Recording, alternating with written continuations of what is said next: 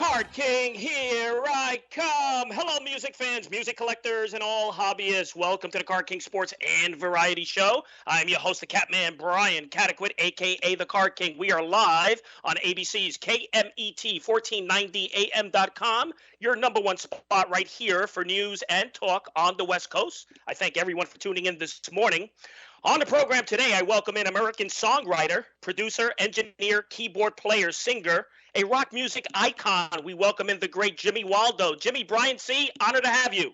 Hey, it's an honor to be here, Brian. I really appreciate it. My pleasure, sir.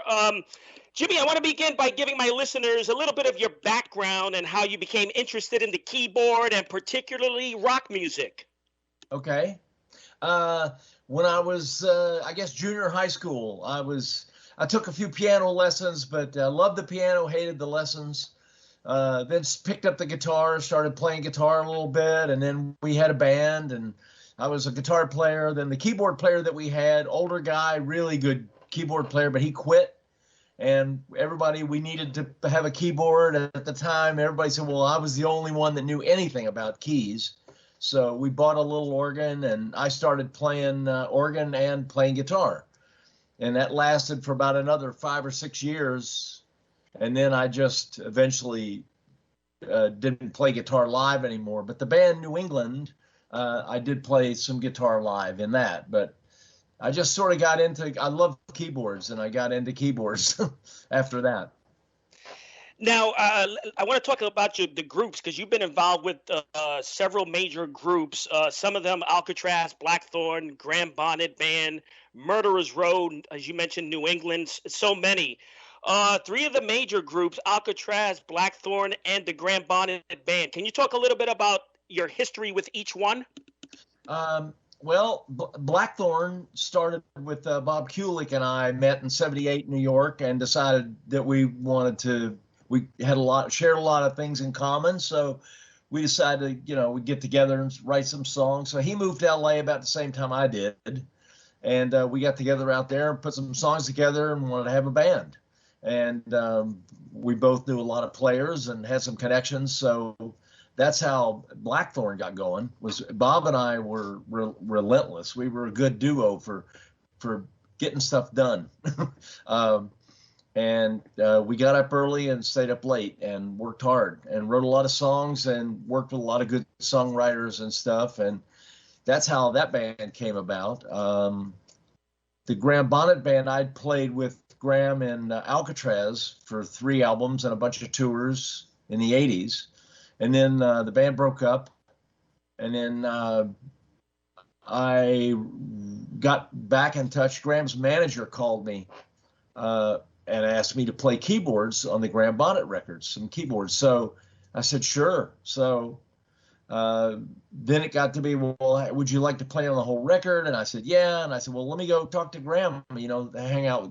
I hadn't seen Graham in years. So I went over to Graham's house and we got together and talked, and I decided to do it. So that's how I got involved with him. And then that sort of morphed into doing Alcatrazz again.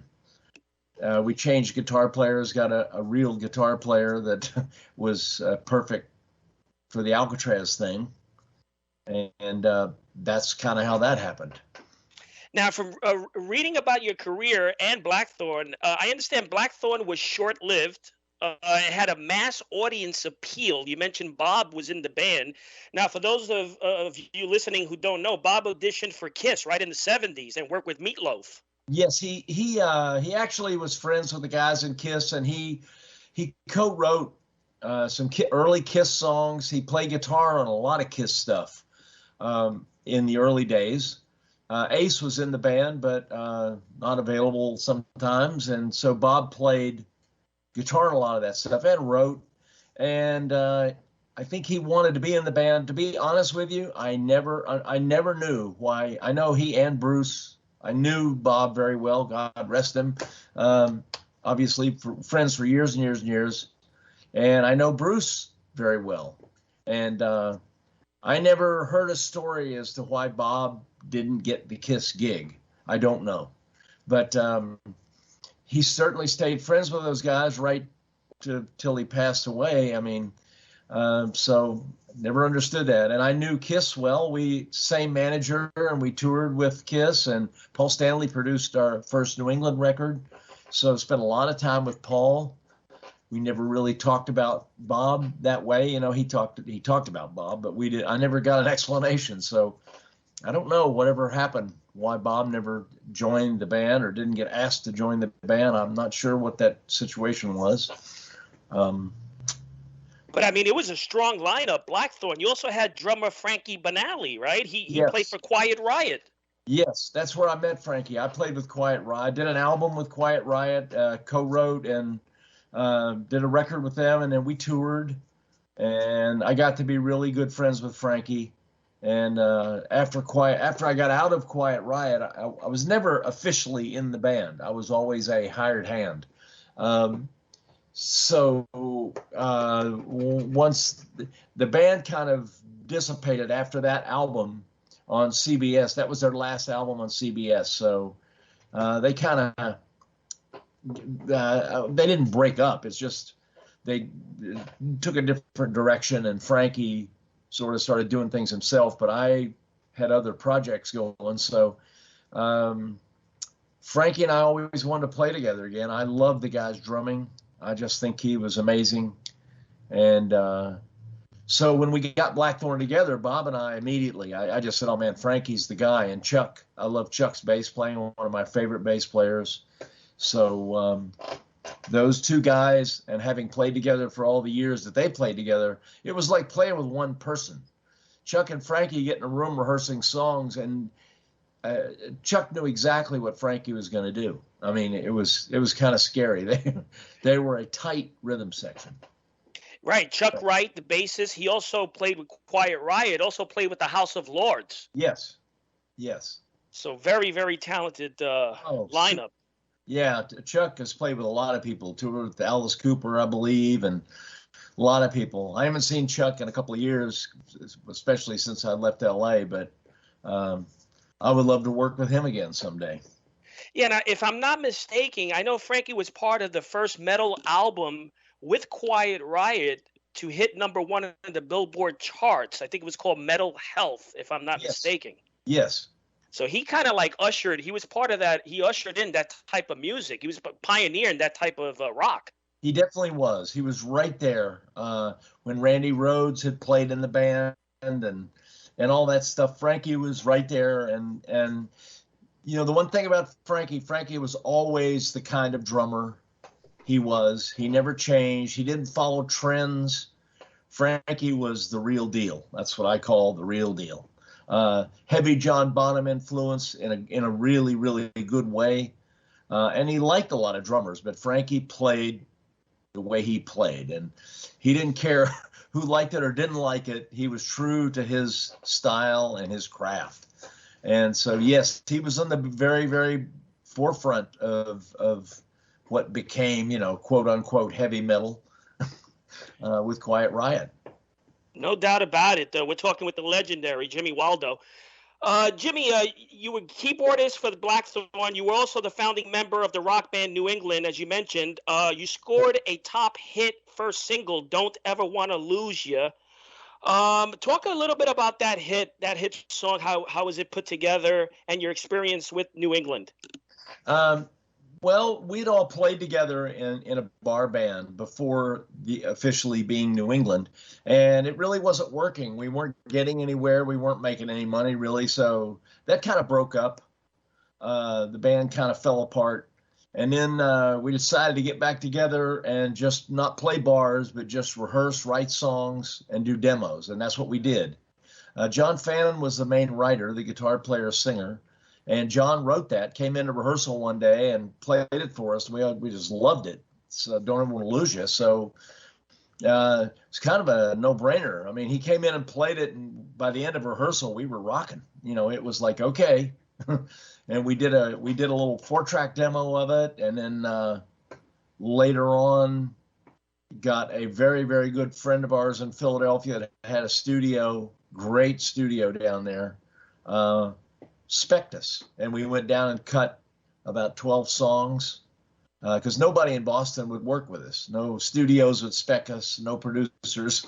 So we went to Philly and did that. And that song was always a standout. You know, when Bill O'Coin first heard us, he just loved the song, and he signed us to a management thing. And when the record company, he brought labels in to see us. We had every major label come see the band at our rehearsal place in Boston. And they all gravitated to that song. There were about 3 songs on that first group of songs on that record that they gravitated to. And Don't Ever Want to Lose You, though, was the standout for sure. And that was 1979, reached number 40 on the Billboard 100 chart list. So you must be proud of that. I am very proud of that. I wish it could have. I wish it could have gotten, bigger, but it did what it did, and I'll take it. I'm very proud of that. I mean, it was really cool. Our first tour, driving. Our first tour, actually, we were flying, but when the promotion guys would pick us up and take us to radio stations and stuff, I'll never forget it. We were, I think, in Denver or St. Louis, and it came on the radio, and that's the first time we'd heard it on a car radio, and it just blew our minds. That's that really hit home. That's like, oh my God, we're out there, we're doing this. This is real. So yeah, it was really cool, really cool. Now I want to talk a little bit about Alcatrazz. You're a founding member of Alcatrazz, and for our audience here who may not be familiar with Alcatrazz, Jimmy, describe for us what we can expect to hear from an Alcatrazz album.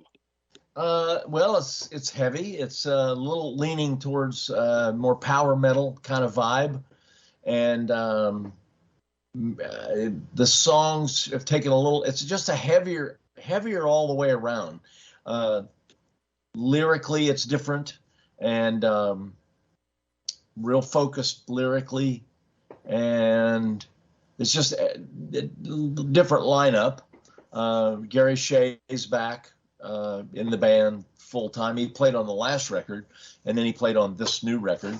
But now we'll be touring with Gary, and Joe Stump as a guitar player has been a couple of years now, and Joe is amazing. So this is the closest thing to what the original band, No Parole from Rock and Roll, that record with Yngwie. This in my mind, this is what it would have sounded like if we stayed together and kept doing that style of music. It would have gotten heavier naturally, and we'd be where we are today, I think. Well, we have a little sample, a mixed sample I want to play for the audience listening. Let's hear Alcatrazz, Jimmy Waldo.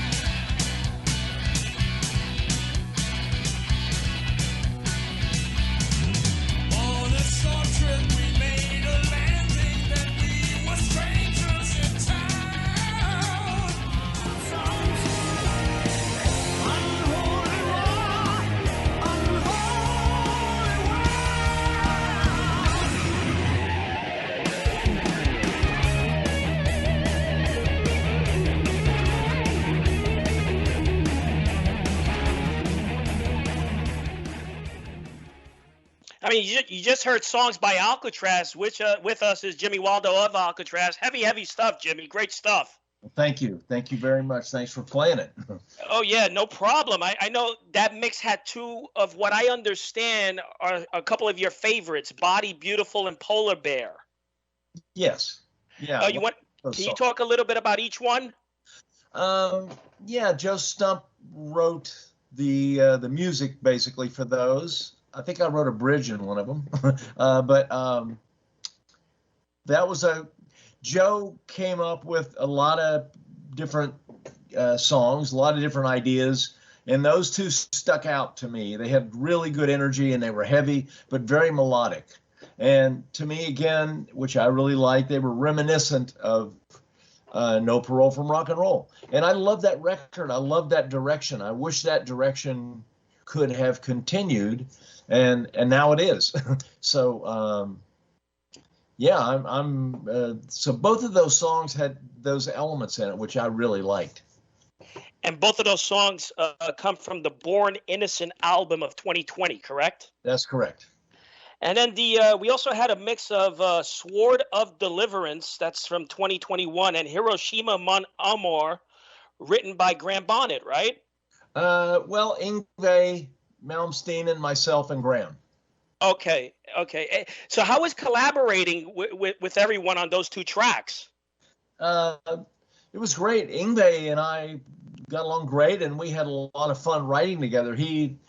When he first got in the band, he lived with me for a while, and we wrote songs, and then the record company got him a place, and then I went over there and we wrote songs together and collaborated on stuff, and it was a lot of fun. Yngwie and I really enjoyed working together, and I wish it could have continued, but I certainly understand he wanted to go off and do his own thing, and that's just natural for a guy like that's talented, that writes like that prolific. And from what I understand, Jimmy, you also had collaborations with the great Grammy winner Stevie Vai. Yes, Steve was the guitar player that replaced Yngwie in Alcatrazz, and I had found him through a friend of mine, and got his phone number and called him up, and we got together, and Steve did the bulk of the writing on that record. That Disturbing the Peace record, I contributed a little bit, but Steve was, again, an amazing writer and fun to work with. Really enjoyed working with him. We put that all together at his little studio at his house, in his garage, and rehearsed everything there, worked out all the parts and everything, and then went into a rehearsal facility with Eddie Kramer, a really nice rehearsal place, and did pre-production after we had picked the songs. Then we did pre-production and then recorded at Cherokee Studios in LA. Amazing.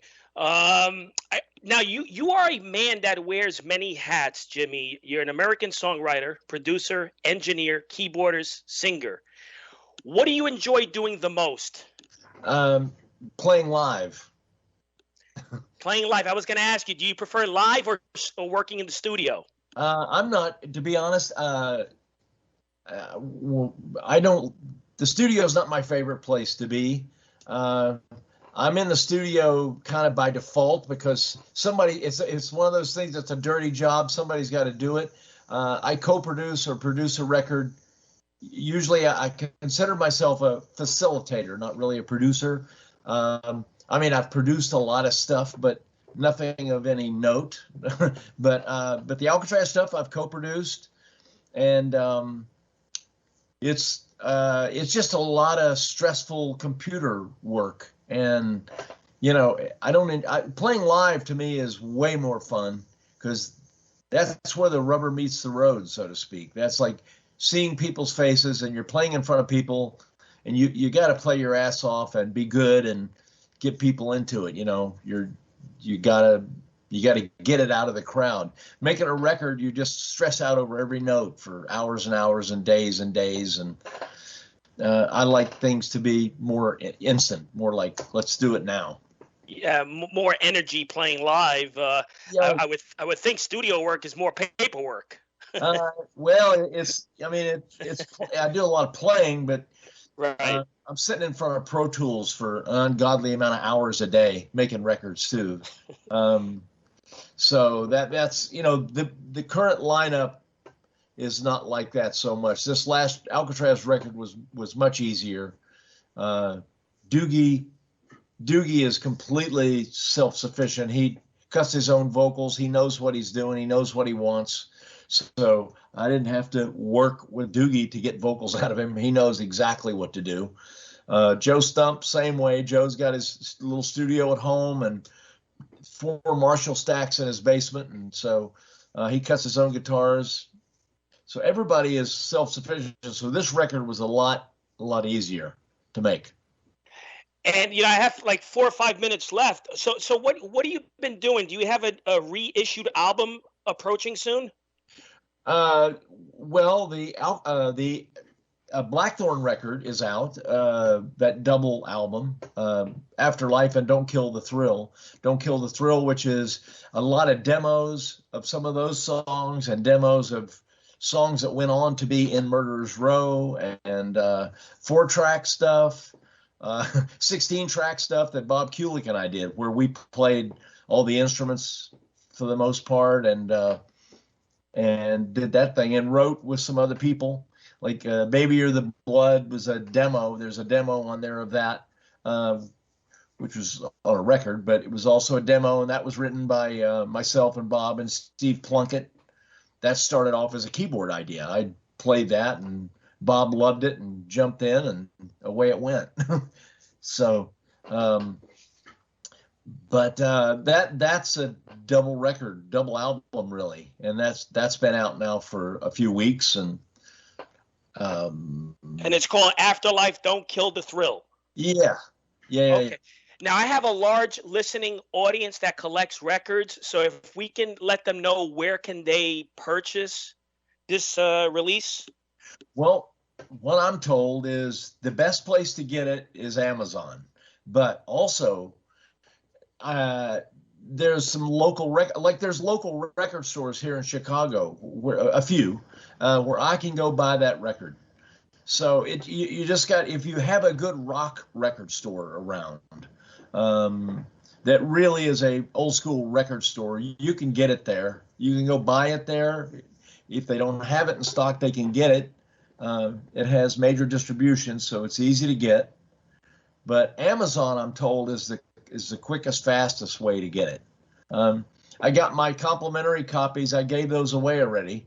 So I'm going on Amazon to buy some stuff, and I'm going to a store here in Chicago that I'm told is a fantastic old school record store with a great selection. Now, for the listening audience, I want to let them know, also on YouTube, there's a link to the acoustic version of the song Afterlife. Everyone listening can pick that up on YouTube. And there's also a link to the studio version of Hard Feelings from the Afterlife album as well on YouTube. So that's just a little footnote. Right. We did, when we were in Japan, we did some, Bob and I and Graham went to Japan to promote the original Blackthorne record, Afterlife, and in '93, and they record everything. So we did a couple of different TV shows, and we played acoustically and did those songs. So they've survived, and there they are. And a final question, I have 2 minutes left. I want to ask you, what keyboard do you use? What's your equipment make? Are you an endorser? No. And the reason why I ask, a lot of musicians I speak to, they prefer the Korg brand for keyboard. Well, I don't use any hardware. What I use is a program in a Mac, a very powerful Mac laptop called MainStage. And MainStage, it's all plugins. That is, it's all, software keyboards. So I have mini Moogs and all my Mellotrons and my Mellotron samples and everybody else's Mellotron samples and pipe organ, incredible pipe organs. Recorded And so I use the laptop and two very small controllers. I mean, full keyboards, but they're light and they're not big, heavy controllers because I have to fly. We have to fly everywhere. And I want my own keyboards, my own sound every night. I want my own. I don't want to be renting and getting stuff from God knows where because you never know what you're going to get. So Korg and Roland, all those companies make great stuff. And Yamaha too, right? Yamaha makes a good product. I have a Yamaha piano here at home, a digital piano that I just love. I do a lot of writing on it. Used it on the last record, and but everything I do basically is software because of just the reality of touring right now and the availability. I've got so many keyboards that I've always loved and either never been able to afford or they quit making them or whatever. Now I have them and they sound fantastic. I owned a lot of those originals. I know what they sound like, the originals. So I have very little hardware anymore. And I've never had a keyboard company, never had an endorsement. So nobody's ever approached me, and the ones that I have approached don't even return my emails. So, well, this show will also be on iHeart, so there it is for companies listening. Let's get Jimmy Waldo involved, okay? Well, that's very nice. I appreciate that. Thank you very much. And I love to get involved with companies. It's fun helping them with research and stuff and giving them ideas and things. It's not about just getting free gear. It's a relationship, to establish with somebody. But so far, no good. Well, we will keep pushing it, Jimmy. Listen, I really appreciate your time. It was great. Thank you. Thank you very much. Our pleasure. I thank you so much. Okay. Thanks a lot, guys. See you later. Take care. Okay. Bye-bye. That was from Alcatrazz, the great Jimmy Waldo. Until next week, happy collecting to all.